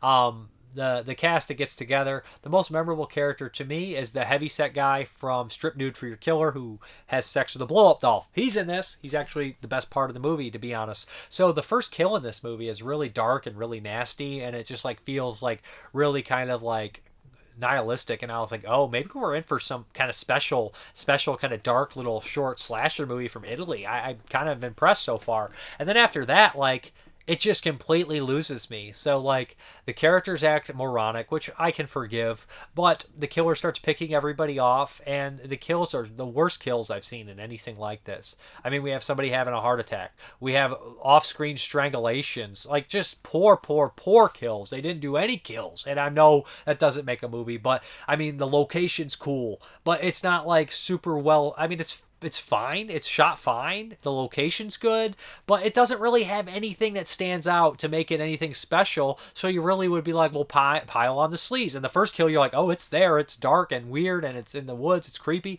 But then after that, they completely ditch all the kills and all special effects until the very end. There's one nice kind of eye stab. But it's just like, what? Why? Like, why is there no special effects in here? Why is it so short? I feel like this movie's incomplete. At the very end, there is no ending. The movie just stops. Like, it's like, yeah, we didn't film the ending. We're going to do it. It's just like, fuck off, man. Like, fuck off. Like, this movie's not complete. Like, I don't feel like this is a completed movie. I feel like they ran out of money. It's not the worst movie ever. It's like a 2 out of 5. But, like, as far as what they seem to have, it should have been a lot better. Because, like, usually, like something like Alien Dead, which cost $10, is a more complete, better film than this movie. And it has no right to be. Like, honestly, like, it was a way bigger underdog to be made than Trhauma. Well, I guess I don't know what happened. Like, I'm just saying, you see, like, the people, you can see, like, the film quality and stuff, and, like, the filming techniques. You're like, well, this should be much better. I don't know why it's not. I don't know the history of the movie. Maybe something happened on the set. Maybe they ran out of money. Maybe somebody fucking died. I don't know. Anyways, Trhauma was a major disappointment, and it just didn't really work for me, unfortunately, especially when you look at the other comparisons to 1980 and the kind of stuff that was being made in Italy, and you're just like, well, what went wrong with this one? Who knows? Okay, the next one from 1980 is a classic. It's Zombie Holocaust. I almost said Zombie Bloodbath, but it's not Zombie Bloodbath. But it's Dr. Butcher, MD, aka Zombie Holocaust from 1980. Pretty much the only cannibal movie from Italy without animal cruelty, so you can feel guilt-free about that. This is a classic. I always enjoyed this movie. It's 2 disc in here, a barf bag. Yeah, so the story with basically... the name Dr. Butcher MD was the American retitle. It had scenes cut out, but none of the gore cut out. But yeah, I think it was released in 82 or so. But Zombie Holocaust was released in 1980. And I think the director of this movie is Ennio G. Castellari's father, if I'm not mistaken, who was like an ex-boxer. He didn't really do too many horror movies. This might be his only horror movie. It stars Ian McCulloch from Zombie and Contamination fame. Contamination from 1980 as well, Zombie being from the year previous. So he did like these 3 video nasties back to back. He kind of semi-prolific actor, and these kind of movies for sure. Kind of British guy. I enjoy him in all these movies. This one also has Dakar from Zombie, Donald O'Brien, and let me look at the other cast. I know there's probably going to be a couple other people in here. Okay, Alexandra Delicoli, she's in the stuff. Sherry Buchanan, Peter O'Neill. Yeah, but Donald O'Brien is another kind of the big one here. So essentially, this is the only kind of horror movie I can think of that mixes zombies and cannibals. Yeah. So the movie opens up in New York City, like all great cannibal films do. Cannibal Holocaust, Cannibal Ferox, right? So essentially what happens here is we have this kind of like this medical school, and there's pieces of the body are disappearing, like a hand here, arm there. Then all of a sudden a heart disappears, and all the people are like, what the hell is going on? A reporter gets involved, or I can't think of it's a anthropologist is involved with this, and then like a reporter starts to kind of dig under what the fuck's going on. There's all these weird kind of sacrificial symbols, yada yada yada. Come to find out that this is happening all around the city, if I'm not mistaken. Pieces of body parts are being taken, and they find out that it's somebody that works there. They're actually a cannibal, which leads to one of the best dummy deaths of 1980, arm falling off after impact. Love it, gotta love it. So essentially, Ian McCulloch, I don't remember why he's involved with it, right? These movies are all like that. So basically, they all go on this trip to this jungle. They run into Donald O'Brien, who seems shady for sure, and Dakar seems shady for sure, and essentially they run into a bunch of cannibals that basically eat everybody in this fucking group in violent, gory detail, ripping out their guts. But there's something more to fear than the cannibals. That's right, weird zombies, these kind of crazy medical experiments that are all like, their faces are crazy. They got very memorable. If anybody's seen the Zombies for Zombie Holocaust, everybody kind of remembers them. So essentially what happens is you figure out it's kind of a crazy, mad doctor experiment. There's a lot of nudity and sleaze in this movie, and just like gore and all that kind of shit. So and honestly, the cannibals do most of the damage. The zombies don't really do that much except get killed themselves, right? But anyways, this is a really fun mishmash of cannibals, zombies, and mad scientists. Donald O'Brien's good at it. He's absolutely ridiculous. There's this point in this movie where he's like, I'm gonna change your brain with this, and I'm thinking, why? Like, he never even explains why the fuck he's doing this for the longest time. It's just like, it's that mentality, like Dr. Frankenstein mentality. It's, why are you doing this? Why? Because I can essentially stop people from dying or putting people in different bodies, and eventually, he's crazy. He's a mad scientist. It's gory, it's fun, and the score is fucking phenomenal. The score is better than this movie deserves, and I love Zombie Holocaust, and the score is better than this movie deserves. It'll get stuck in your head. I'll probably play it in the back here. Anyways, yeah. If you're into like the Dr. Butcher MD cut, it's a little different. I think there's a weird opening in New York City, and it's a little shorter in other places. Not opening, but like a very beginning opening. Like, it's a weird kind of thing, if I remember correctly. I watched the Zombie Holocaust cut, of course. But yeah, this is one of the most fun kind of movies from 1980, if you ask me. If you're into like sadism and no animal cruelty, then you gotta watch Zombie Holocaust for 1980. I like it. I think a lot of other people do too. It's very fun. Yeah, check it out for sure. I already covered it. I did a full-time review of it a while back before I was doing the weekly videos where I talk, even a written review if you want to track it down. Me talking about Zombie Holocaust, Dr. Butcher MD. He makes house calls. Great tagline, great trailer, great promotional stuff for that one. But if you're interested, you can probably find a more in-depth review about it. We're talking about the special features and everything like that. So yeah. And there's an Ian McCulloch interview on here, and he's pretty funny. He's just like, yeah, I don't think I've ever seen the whole movie. Yeah, I mean, honest guy, but he seems to enjoy like the fans, and he's cool about it. So yeah. Okay, the next one is one of the films from the Hammer House of Horrors. All 13 episodes were made in 1980. You're like, Dave, why isn't this open from Synapse Films? Because I watched the HD prints online. Yeah, so I definitely need to import the Blu-ray that they have overseas. But the first one I watched on here was, Children of the Full Moon. That's right. And I also watched Silent Scream. That's coming up next, a review with Jeremy. But Children of the Full Moon. And you know what? These Hammer House of Horrors are probably going to be super short reviews. They're 50 minutes long. Yeah, boy. When I go to talk about this one, I barely remember anything about it. So essentially what we have here is a couple on the road, and they basically stop off somewhere, kind of maybe a car breaks down, which is very typical of these movies. They kind of have to stop at this weird place where this lady has a bunch of kids, and like over time, something weird happens where there's like an injury and nobody can remember exactly what happens. There's like a flash of a werewolf who's like, eh. And then like we cut to, and like the reveal is like I don't even know like what happens in between the reveal and this when I go back to talk about this movie. And like, it's not horrible, it's just very kind of lackluster, and there we go. So essentially what happens is like the wife realizes something's wrong, the husband can't remember, everybody's kind of gaslighting him, yada yada yada. We have this big reveal at the very end, which is kind of cool, kind of crazy, and pretty dark actually. The way it ends, like the last 15 minutes is dark, and it's very rare for Hammer to touch werewolves. I mean, they only did one werewolf movie, Curse of the Werewolf, with Oliver Reed, which is a classic. This one not nearly as good. I like the makeup on the werewolf, although he's not perfect. I think he's cool, and the idea, the whole twist is kind of worth watching this one because like, oh, that's crazy. But yeah, anyways, it's all right. It's Children of the Full Moon. Not as good as the other Hammer House of Horrors we watched, but I'll be watching all these throughout 1980 to pick them off, so all 13, and I've seen a handful. Maybe all of them. I can't remember. I don't think I've seen this one. It all depends, I used to rent these as a kid when they were on the Elvira kind of thriller tapes. So yeah, sorry for the short review, but my brain is goo after watching all these 1980 movies. I can't recall anything. Recall. That's a shout out if you guys don't know. Anyways, yeah, that's Children of the Full Moon. All right, so this one is a you ain't seen, and I'm picking it for you, as if it's a classic.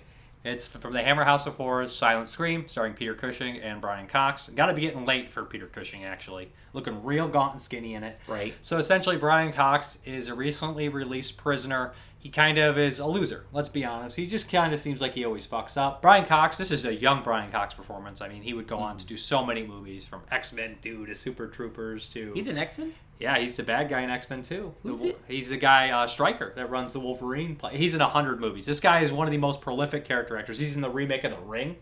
I mean, Brian Cox, he's in Red, the Catcher movie. So yeah, I mean, Brian Cox is always great. He's absolutely hilarious in most movies. This one, he's serious too, but this one it's a really different kind of performance for him. And like I said, he's a loser, kind of prisoner is released, and when he was in prison, Peter Cushing, this is all told through exposition and dialogue, used to come and visit him and help him out and give him some money and everything like that. So obviously Brian Cox and his wife aren't doing too well. His wife waited for him. She's on welfare. She just lives in kind of like this shack and everything. And his wife is probably the most likable character, the only one that I think you garner a real sympathy for. Right. Although I do like characters like Brian Cox who are kind of like these gray area characters that aren't necessarily the most likable. Or So essentially what happens is Brian Cox starts to work for Peter Cushing after he got out, and he shows him this he's a pet store owner, and he shows him underneath, like in his basement, he has this elaborate pet store for all these exotic animals and big cats and bears and a fucking wallaby, and of all creatures, the most dangerous is the wallaby. But so and he shows him this idea that he has like these weird kind of like training of the animals with electric fences and everything, and we're going to spoil this because it's 52 minutes. There's not that much to talk about if we don't. So It turns out Peter Cushing was originally stated, he said he was a Jew that was held in the Nazi prison camps, but that's not what's going on. And if you guys believe it or not, Peter Cushing is actually, he's evil. Yeah. He actually was a Nazi, and he's preparing these weird experiments, and he needs a human experiment. So he tempts Brian Cox with a safe, and he catches himself caught in the silent scream trap. Yes. I don't think that Cushing says that he was specifically a Jew. I think he just says that he experienced the concentration camps of the Nazis. But Brian Cox just interprets it as that he's Jewish, and then it's like, I was a Nazi the whole time. My fear, I can walk. But when I was 10 years old, I rented this tape in the Elvira tapes, and I thought it was the coolest. Yep, the great the big tatas. My grandfather used to say this to me. You know why he's renting those tapes? Because he's got those big tatas. That's what my grandfather said. I mean, my grandpa's canceled. He's been dead since 2007. And nobody's going to deny that Elvira has big tatas. Right. Okay, so anyways, I was just so blown away by this movie. I was just like, he said he wasn't a Nazi. He said he was a Jew. But he was a Nazi, and he's caught in the trap. I love Tales from the Crypt as a kid. I love all these little short story anthology things. So I always remember this one in fondness. I always remembered it was Peter Cushing. So then, I was like, we gotta watch this one. Check this one. We love him. So I put it in, and I was watching it. I was like, and then halfway through, I was like, this isn't good. As good as I remember. I mean, it's fine. It's perfectly fine. It's a good, solid episode of something like this. It's just not ever gonna break that 3/5. It's not going to be at highest is 6.5 out of 10, and I was imagining like a 7.5. It was a slight disappointment. I think that this is one of those things where if you have seen it before, it's I remembered every detail. That says something. Right? Do you need to rewatch it? The story it's a simple, easy to follow story. The wife character is, I think, probably the most compelling of the three main characters. Cushing's always good. Yeah. And Brian Cox is a good performance, because he's just not exactly the most he likable character. Right? No. Cox has a great performance. The problem is that he's kind of a piece of shit character, and he gets trapped halfway through the movie, and so you're really following the wife and her sleuthing to find out what's going on here. I did like this moment where she goes to the police and she's talking to this cop, and this cop's actually interested in the case, and then the cop tells him what he's doing to the other cop, and the other cop's like, "Who gives a shit? He's an ex-criminal. Who cares?" And he's like, "You know what? You're right." Like, and he originally felt bad about because he had a hangover, or and then later on he does start to investigate, but I don't know. There's the part that really bothers him is the puppy. Yeah, the puppy is. That's kind of expected. They show it earlier with the tiger too. I can handle a tiger. Well, it wasn't a real tiger or a real puppy, but it's just a fucked up situation because Brian Cox again, he really kind of captures that kind of criminal mindset where he's not actually a horrible person, but he's still just like a degenerate. You don't know what he went to jail for. He's probably a diddler. I doubt it. I'm going to spread that rumor. Well, I mean, I don't think that it's going to get very far. Do you know that Brian Cox's character in The Silent Scream was a diddler? What's the silent scream? Who are you? Why are you talking to me? What is Hammer Cox? House of Horrors? What's that? Is he a politician? Yeah, right. Makes sense. It all checks out. So we're going to read from Tear on Tape. Yeah, it's not in the other one because, like I said, it was released on the Thriller tapes. So I wonder if this has all of them. I don't know. It probably does. Rude Awakening would be in there too with Delham Elliott. So we had 2.5 out of 4. Out of 4. So okay, I'm right in the middle. Oh, I should mention it's directed by Alan Gibson. Our cat's having a freak out over here chasing a bug. Directed by Alan Gibson, who did a couple of the Hammer Draculas, if I'm not mistaken, and Crescendo from 1970. And I do like Crescendo. That's a wait. Is Crescendo the one I'm thinking of with the pool? Yeah, with the guy from Lethal Weapon 2, Diplomatic Immunity, Josh Ucklin. Oh, I was thinking Alan Rickman. No, it's the one with the pool. The one with the pool. Yeah. Not Oliver Reed though. It's the one without Oliver Reed. Oliver Reed is not in it. He's in the other one with the pool, and he's bricked up in a. I'm gonna read the review. Okay. The Silent Scream, 2.5, 1980, not rated, 50 minutes, directed. Alan Gibson, Peter Cushing, Brian Cox, Elaine Donnelly, she's great. Anthony Carrick must be the police officer. So, Cushing is excellent in this better than usual Hammer House of Horrors segment about a pet shop owner of a private zoo in his basement where the wild animals obey his every command. An interesting idea, fairly well handled. Although a longer running time might have helped flesh out the premise even more. Or a shorter running time. It's kind of in a bad spot where it's not long enough or not short enough to really be at the right pace. I think that it's too simple of an idea to have a long run time. I think with just the one character, they should have had a whole prison of them. That might work. Or maybe just develop the ideas a bit more. I don't know how you would do it with something as simple as this. But if this was like a 30-minute anthology, it'd be great. You know what I mean? And this is coming from somebody who's not a big fan of anthologies. I love anthologies.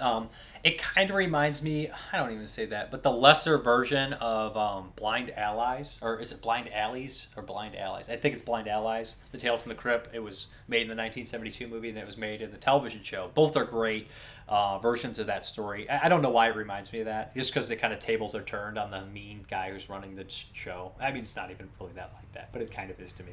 Okay. 3 out of 5. Like it. As far as it fits in the 1980 kind of timeline, it's really interesting because you have this exploitation stuff like Anthropophagus and Cannibal Holocaust, and even hardcore slasher starting out like Friday the 13th and even Terror Train with lesser hardcore. But then at the same time, you have these Hammer House of Horrors still continuing to try to compete and everything, and it's just it's kind of very was Night Gallery? When did Night Gallery end? You know what I mean? When did these other shows end like that, like Night Gallery and stuff? So it's I guess it was kind of in that south. I know there was Thriller from the 80s and stuff, so I got to do some little bit more research. But it's kind of interesting piece in here, and it's nice to see Peter Cushing was still making horror things in 1980. One, the Hammer, it's just one season, 13 episodes, right? Mm-hmm. Okay, it's not like. I think Twilight Zone was on for quite a bit. Well, Twilight Zone is the best anthology television show of all time. Right. Objective, even if it's not, even, you know what I mean? Well, I don't know if you would call these anthologies per se, but they're just shorts. They're short movies, kind of like the Masters of Horror that came out in 2005 and 2006, where they had the different directors. The different directors, Outer Limits. They're not even shorts because technically over 45 minutes now counts as a feature length. It used to be 105 minutes. Well, so they're shorts for their time. It's just now. Kind of like the Egyptians weren't short for their time. How tall were the Egyptians? I don't know. They say those pyramids are small. No, they're quite huge. Have you seen them? But the tunnels are small. Well, yeah. I mean, what's going to go down there? They're all dead. You just shoot them down the shaft. All right, that's not what's going on. Oh. Okay. What are you rating this? Yeah, I don't know, like a 3, 2.5, 3. It's very... Nah. And the ending of this, let's slight spoiler here. I'd get out of that fucking house. There's no way that he electrocuted that whole entire fucking house. Well, you know, they set it up with him getting the keys from the coat, which he never fucking moves, even though like 6 people keep seeing that fucking coat. He should have moved that right away. Well, the keys from the coat, but also the I didn't pay the phone bill. We don't have a working phone. You know, so like that's at the very beginning, so they can't call for help. And then doesn't that kind of make you so mad, like how fucking out of Brian Cox's league his wife is? Like, she's nice, she's pretty, she's smart. It's just like why are you dating like a diddler? I don't get it. He's not a diddler. That's what are you fucking Casey Anthony's defense attorney? It's like, I don't know this guy. Let's make up a bunch of shit about him. Right. I'm just yeah. So 3 out of 5. 3 out of 5. 2.5 out of 5. What's next week? Oh, man, I didn't think about this. I mean, we could do a 1980. We could do whatever. I mean, do you want to watch something from 1980? And I might watch Friday the 13th without you, because technically today's Friday the 13th. Oh, yeah. And it's really, like, opportune time to watch it. I don't know if you guys noticed, but we filmed 2 episodes back to back, because I'll be gone for a week or so. Yeah. Oh, I'm sure they'll pick up on it, you know. I mean, they won't see this. By the time they watch this episode, I'll already be back for like 2 weeks. So what do you want? What's the one that I said... We said no to Mama Dracula. I mean, we can watch Mama Dracula. I ain't watching Mama Dracula. The cover looked like shit. Dude, he saw that there was a movie from 1980 with Louise Fletcher called Mama. You saw the title first and started laughing, and then you're like, Louise Fletcher. Yeah, but there was one that I thought that like maybe I would watch. The Fog. Altered States might be up your alley. Nah, this sounds like Altered Beast. It's not Altered Beast. It was made before. It's 1980. I would totally watch a movie based off Altered Beast. Rise from your grave. You should do a wolf dragon thing, a bear in one level. I don't know. We're not talking about Altered Beast here. We could. This could be a thing now. I thought that there was a 1980 movie, and I'm like, you know, I should watch this. It'd be kind of fun, but I don't know. I think it's The Fog. No, it's not I don't like Carpenter. I don't want to say that because then I'm going to like make everybody. The Fog's a bit different from The Changeling. It's The Changeling. Yeah. George C. Scott. It's got a rubber ball. It's a classic. Mean, it wasn't The Changeling. It was something else. But yeah, we can do The Changeling. I mean, who doesn't like George C. Scott? He's okay. I mean, I only like him because of Strange Love. Let's be real. Look how dumb he looks. Are you pointing at yourself after bad-mouthing George C. Scott right there? I think you are. Well, you know, we'll just go with The Changeling for now. But there was one that I thought looked kind of neat, and I can't remember what it was because I just was skimming through the Wikipedia article on some 1980 horror movies, and then he said no to 5 of them. And then I said no to Mama Dracula, which I'm going to watch anyways. And then I was like, oh, this one sounds fun. I was like, I already watched that one. You might kind of like it, but, you know. What one? Motel Hell? No, I've seen Motel Hell. Was it... I can't remember. It takes all kinds of critters to make Farmer Vincent's fritters. The spooky one? Close Encounters of the Spooky Kind? Yeah, that was fun. Yeah. Oh, you might have liked that one. I might have liked that one. That was fun. So we'll watch for Changeling. Yeah, that's probably the best movie that you haven't seen. There ain't can't we watch Heathers or something? Isn't that 1980? This is over. Alright, bye. Alright guys, let's get into these questions, comments, concerns, all that stuff. So essentially last week I asked you guys your top 10 favorite horror films from 1980. I ended up taking, I'm not going to read everybody's list, okay? Basically I had 29 contributions to that list, and I made a master list. I'm not going to tell, you guys will find out what my top 20, 25 are at the end. Anyways, but essentially guys, you guys are going to find out what what everybody put out of the 29 list. Some people put 1, some people put 5, most people put 10 because there is legitimately 1980 is a super strong year. So anyways, I'll read the comments before all that. So Elk Vomit, Dave, I don't know if you remember, but I've been trying to recommend you Sammo Hung movies for a good 2 or 3 years now. Hell, I do remember. Sammo was in Peking Opera School in Hong Kong as a kid alongside Jackie Chan, Yuen Bio, Corey Yun, and Ying Hua. Someone picked Godzilla, Mothra, and King Ghidorah for you to watch, but they didn't give you the title, LOL. I believe what they are looking for is the excellent GMK, Godzilla Giant Monsters All Out Attack. It is. Also, I can't wait for you to check out Knockabout. Samo directs and co-stars in it alongside Yamo Bao and one of my absolute favorite martial art actors, Beardy, a.k.a. Brian Lewin. Okay, so Milo169. Didn't realize there are so many good horror films from 1980. Looking forward to your 1980 reviews. Intro is awesome as always. Thank you very much. I really enjoy doing the intros. They are time consuming, but I love it. RB, love the edit. You're really good at that. RIP to 1994. I'll miss Say You Love Satan with the Cranberries playing. Thank you. See, when I go to the old movies, like, there's so many movies in 1980 with iconic scores, from The Shining to Friday the 13th to House on the Edge of the Park, Cannibal Apocalypse to, of course, Cannibal Holocaust.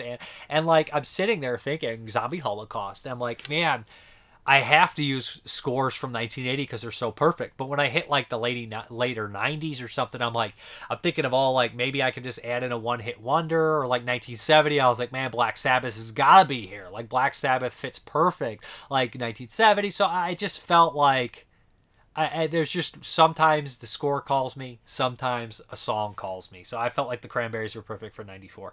So Zach Nolan, Cruising has got to be in your top 5. I'd love to see a review of Sorcerer. I really think you would love it. My Tube, Sorcerer is a movie I think Dave would really enjoy. I've been meaning to watch Sorcerer for fucking 10 years now. It looks great. It looks great.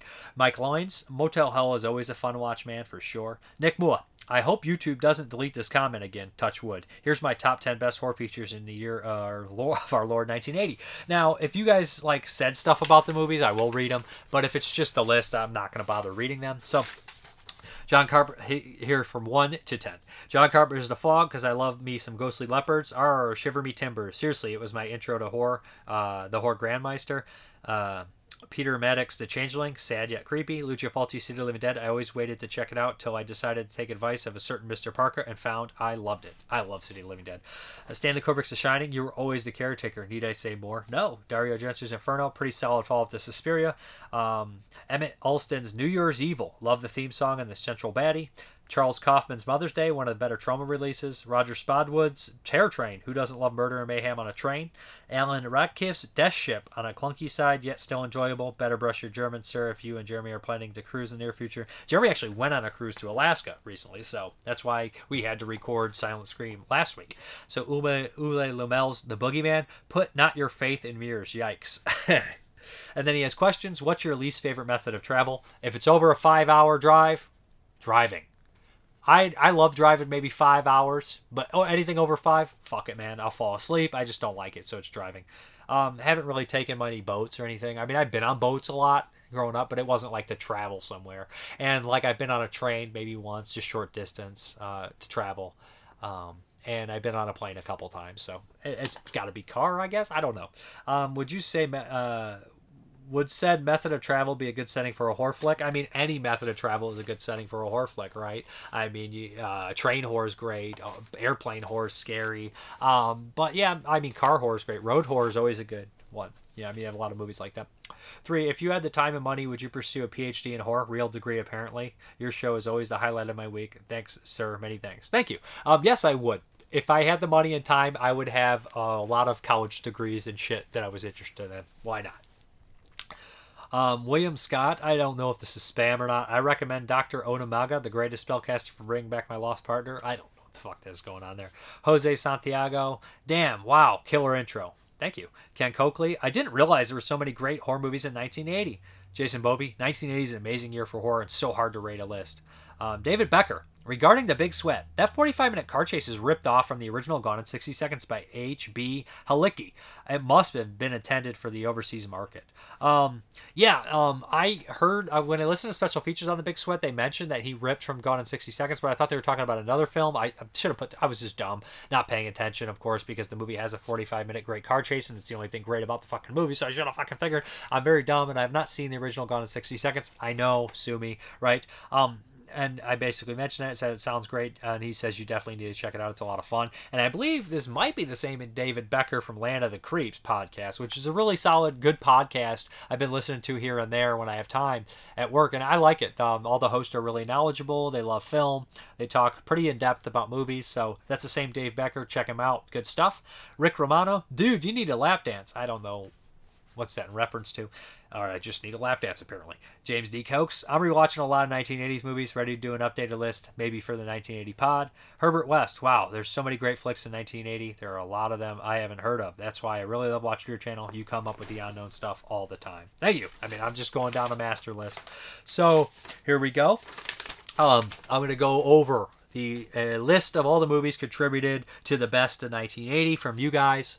I had 29 contributors, so I'll go over the list of contributors. Dustin Nelson, Matt Cloud, Robert Mazzola, Nathan Thomas Melander, Jeff Chitty, Christopher Bickle, Bickle, Jason Hammond, Jonathan Knight, Barry O'Connell, Jason Willard, Tom Brooker, John Devlin, Ryan Logston, Jordan Bibby, John Wilhelm, Troy Howarth, Vincent Panera, Tim Walker, James D. Cokes, Norberto Allegari, Salvador Funkenstein, Calvin McCarthy, Milo169, RB, Hudson Smudge, Nick Mua, Ken Coakley, Jason Bovey. So here we go.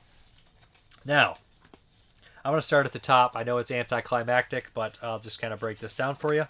And I did by points. So you get 10 movies. If your number 1 gets 10 points, your number 2 gets 9 points, etc., until your number 10 gets 1 point. I add all those points up to come up with what's the top on the list. So no surprise, I have 2 lists for you. I have the point list, and then I have movies ranked at how many lists they made. So we'll do the point list first. Coming in at 183 points is The Shining. No surprise there. Number 2, coming in at 143 points, tied with the third spot.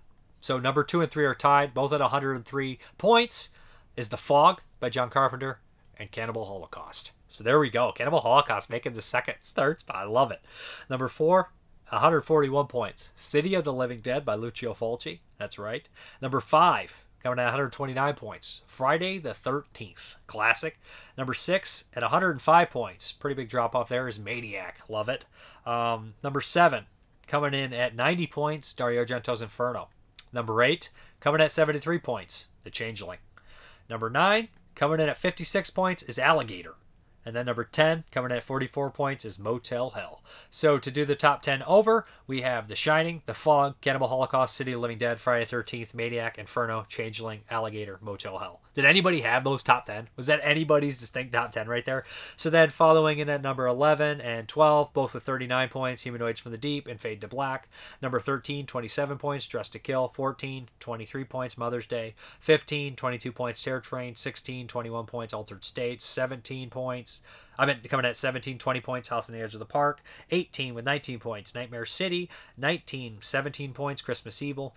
20, 16 points, Hell of the Living Dead. 21, 10 points, Prom Night. 22, 9 points, Cruisin'.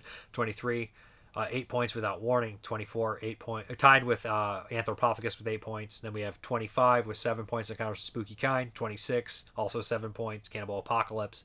27, 6 points, Night of the Hunted. 28, 6 points, Don't Answer the Phone. 29, Zombie Holocaust with 5 points. 30, Night of the Death with 5 points. 31, New Year's Evil with 5 points. 32 with 2 points, Virus. Also 33, 34, 35, 36, all 2 points. So Virus, Night of the Demon, Death Ship, Contamination, and Boogey Man all have 2 points. And then the last 2, Macabre with 1 point at 37, and Eaten Alive with 1 point at 38. So there we go.